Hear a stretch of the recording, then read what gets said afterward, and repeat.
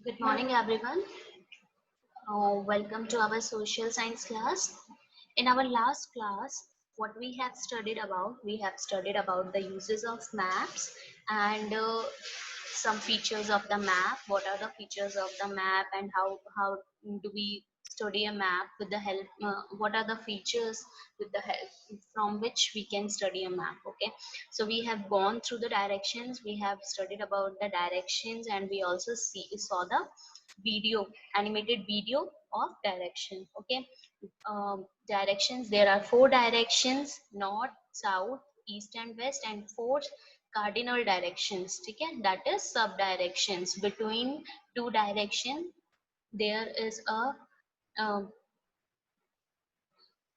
there is a way or location or direction. We call them sub cardinal directions, like northwest, southwest, southeast, northeast, right? So these are there are four major directions and four cardinal directions. Okay, yeah. Second is headings. Just look at the screen. What are headings? With the help of headings we can study the map. ठीक है, suppose there is a map. For example एक map है और हम उस map में क्या पढ़ रहे हैं, हम कैसे पता करेंगे? उस मैप में अगर हेडिंग होएगी कि हम स्टेट्स के बारे में पढ़ रहे हैं, ठीक है, फॉरेस्ट के बारे में पढ़ रहे हैं, या मिनरल्स के बारे में, या बाउंड्रीज के बारे में, ठीक है, तो हेडिंग से पता चलेगा। अब आपका कोई भी चैप्टर होता है, चैप्टर में हेडिंग होती है ना, चैप्टर का नेम होता है। जैसे इस चैप्टर का नाम क्या है? Uses of map. ठीक है, मैप के बारे में पढ़ेंगे, हमें हेडिंग से पता चल गया ना। वैसे ही एक जो मैप होता है उसमें क्या होता है? हेडिंग होती है। देखो, सपोज ये एक मैप है, ठीक है, और इस मैप में ना हम स्टेट्स के बारे में पढ़ने वाले हैं कि ये आपकी कंट्री और इसमें बहुत सारे ऐसे ऐसे स्टेट्स बने हुए हैं। तो यहाँ पे लिखा आ जाएगा स्टेट्स, ठीक है। तो आपको यहाँ हेडिंग से पता चल जाएगा कि हम इस मैप में स्टेट्स के बारे में पढ़ने वाले हैं, ठीक है। हम और भी चीजों के बारे में पढ़ते हैं, जैसे कि the heading of a map states that the map shows the distribution of forests.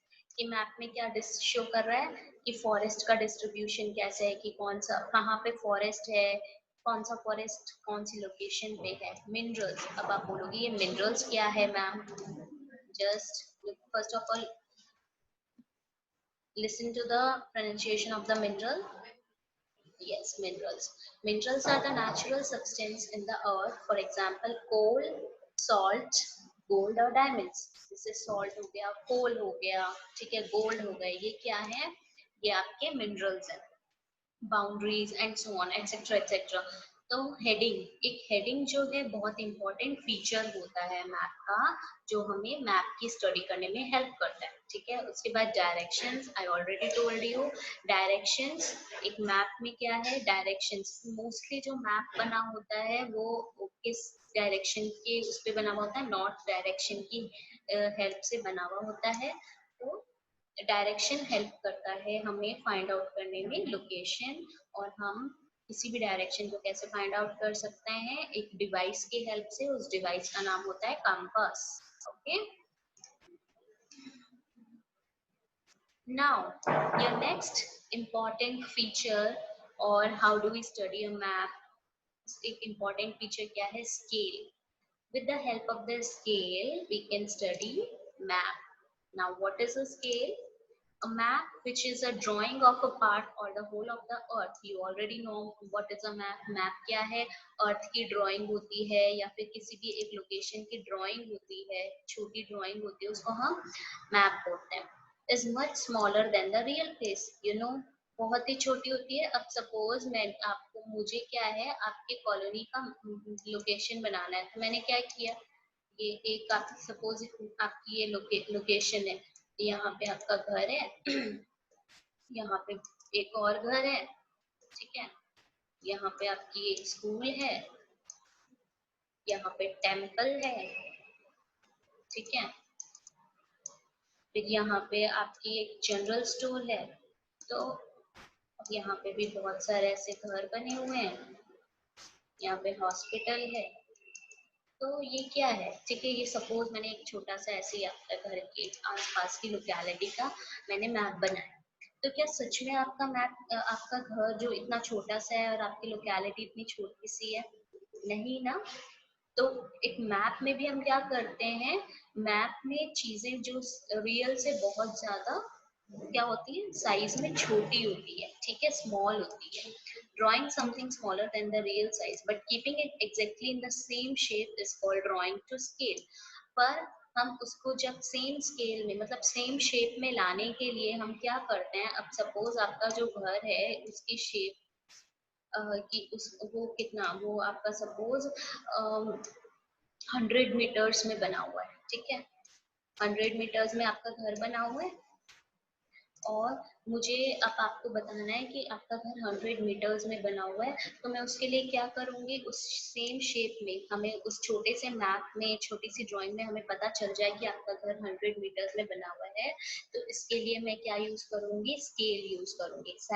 Keeping it exactly in the same shape is called drawing to scale. Drawing to scale बोलते हैं उसको, हम सेम शेप में लाने, same size में लाने के लिए, सेम साइज में लोगों तक पहुंचाने के लिए कि लोग अगर पढ़े तो उन्हें समझ आ जाए, तो हम उसको कैसे ड्रॉ करते हैं, हम ड्राइंग टू स्केल करते हैं, ठीक है। अब देखो, अब ये जो स्केल है ये क्या शो कर रहा है, ये वाला जो पार्ट है, ब्लैक वाला पार्ट 100 किलोमीटर है। अब सच में तो इतना सा 100 किलोमीटर इतना सा नहीं होता है। 100 किलोमीटर तो आप यहाँ से कितना पहुंच जाओगे, आप सपोज यहाँ से आप सबने यहाँ से वो क्या बोलते हैं, डूंगरगढ़ का नाम सुना है? आप अगर बीकानेर से आप डूंगरगढ़ पहुंच जाओगे 100 किलोमीटर में, पर इतना सा तो दूर नहीं है, हमें कितना टाइम लग जाता है, 2 घंटे लग जाते हैं ना।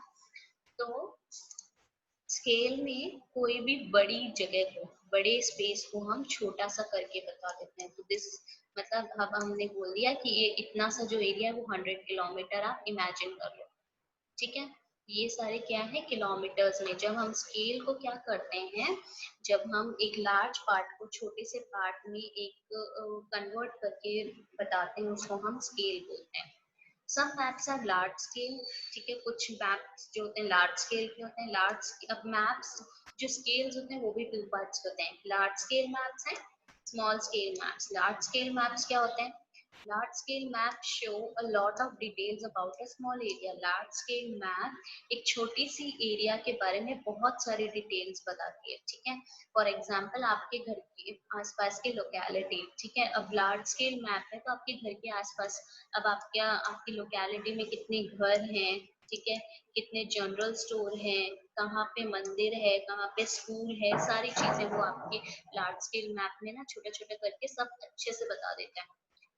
अब दूसरा मैप कौन, दूसरा स्केल कौन सा होता है, small scales map, that shows that show lesser details of a large area. एक बड़े से एरिया की जब लेस डिटेल बताते हैं उसको हम लार्ज स्केल मैप बताते हैं, स्मॉल स्केल मैप्स बोलते हैं, ठीक है।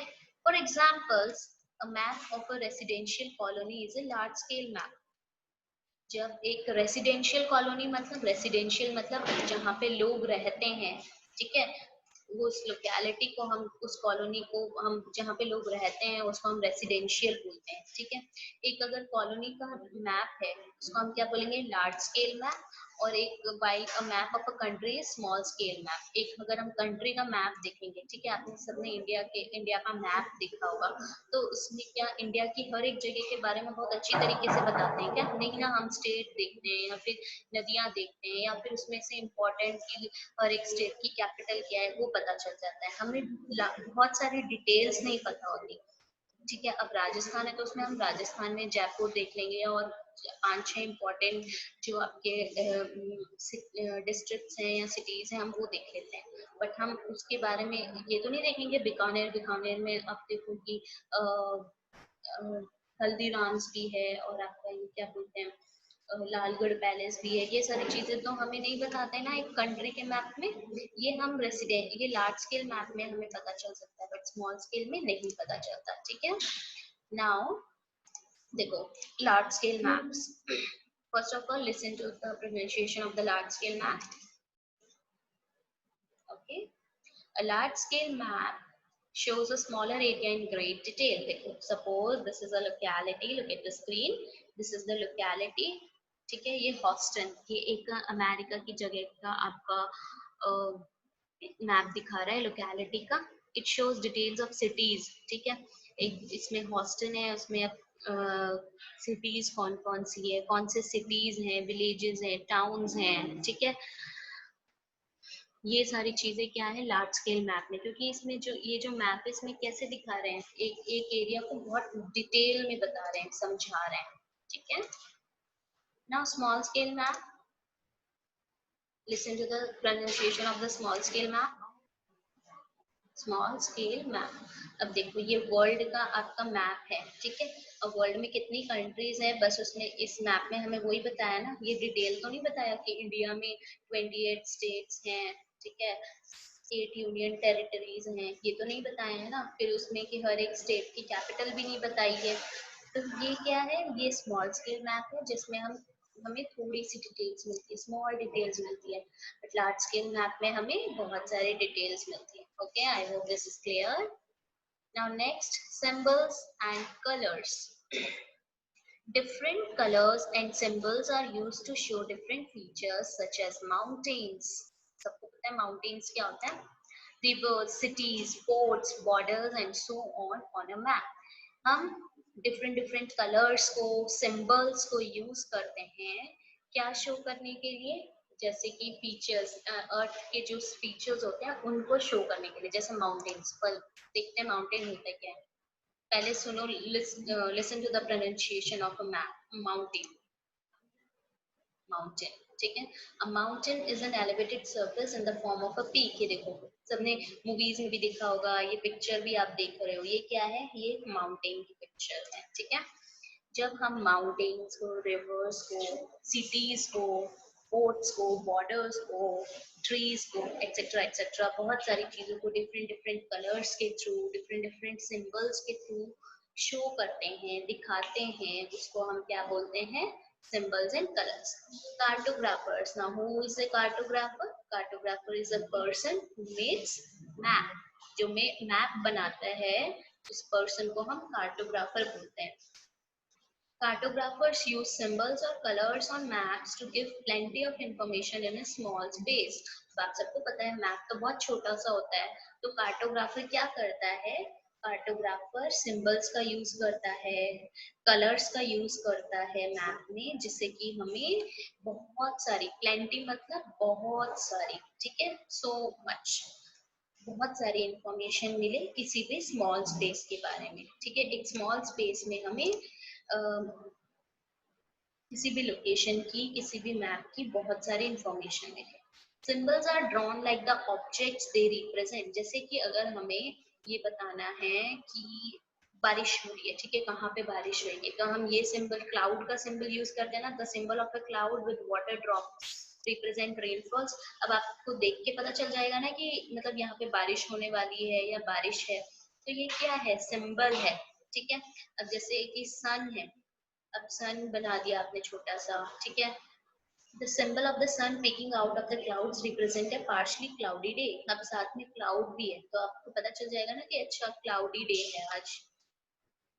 अब यहाँ पे क्या है, the symbol of the sun means that it is going to be a sunny day. Only sun है, तो आपको पता चल जाएगा ओहो आज तो बहुत गर्मी पड़ने वाली है, बहुत सनी डे है। आप सबके फोन में क्या होता है, एक वेदर का एक ऑप्शन होता है, उसमें ना आपका टेम्परेचर गिवन होता है और सिंबल्स भी दिखाते हैं आपको, तो आपको उससे पता चल जाता है, ठीक है। देखना आज आज आप लोग सब देखना कि कल का कैसे, कल का जो आपका वेदर होगा वो कैसा होगा, ठीक है। और मुझे, मैं पूछूंगी आपसे, ठीक है। The symbol of lightning means that there will be thunder and lightning. ये देखो क्लाउड और फिर नीचे ऐसे लाइटनिंग वाला ऐसे पिक्चर बनाया हुआ है, इससे हमें पता चलेगा कि लाइटनिंग होने वाली है, बिजली कड़कने वाली है, ठीक है। The symbol of snowflakes, हमारे राजस्थान में तो स्नो नहीं गिरती है, बट ये जो, ये देखो क्लाउड्स के नीचे ये ऐसे बने हुए ना ब्लू कलर के, इसका मतलब होता है स्नोफ्लेक, स्नो का सिंबल है ये, इसका मतलब है कि स्नो होने वाली है, ठीक है। तो ये आप एक जो सिंबल्स होते हैं वो क्या रिप्रेजेंट करते हैं, जैसे वो आपके डिफरेंट डिफरेंट ऑब्जेक्ट्स को रिप्रेजेंट करते हैं, ठीक है। For example a cloud with water drops is used as a symbol for rainfall. हम क्लाउड विद वाटर ड्रॉपलेट्स को हम यूज करते हैं symbol of for rainfall. Different colours are use to show different physical features, scenes and so on. हम different different features use करते हैं, जिससे different colours use करते हैं जिससे कि हम डिफरेंट फिजिकल फीचर्स को बता सकें, थीम्स को बता सकें. For example, brown color is used to show mountains and yellow color presents deserts. अब आपको मैप में पता करना है कि माउंटेन्स कहाँ पे है. तो अगर कोई आप माउंटेन्स का मैप देखते हो तो माउंटेन के लिए उन्होंने कौन सा वो कलर यूज किया, ब्राउन कलर. मतलब यहाँ पे उन्होंने ब्राउन कलर यूज किया, इसका मतलब यहाँ पे माउंटेन्स है. येलो कलर यूज किया है मतलब यहाँ पे डेजर्ट है. ठीक है, हम माउंटेन्स के लिए ब्राउन कलर यूज करते हैं मोस्टली, और डेजर्ट्स के लिए कौन सा कलर यूज करते हैं, येलो कलर यूज करते हैं. ठीक है. A weather map uses certain symbols such as, I already told you about this, but first of all listen to what is a weather, what is the pronunciation of a weather. Weather. Okay. Now, weather refers to the state of the atmosphere with reference to factors such as temperature, rain, and wind. The weather of a place keeps changing almost every day.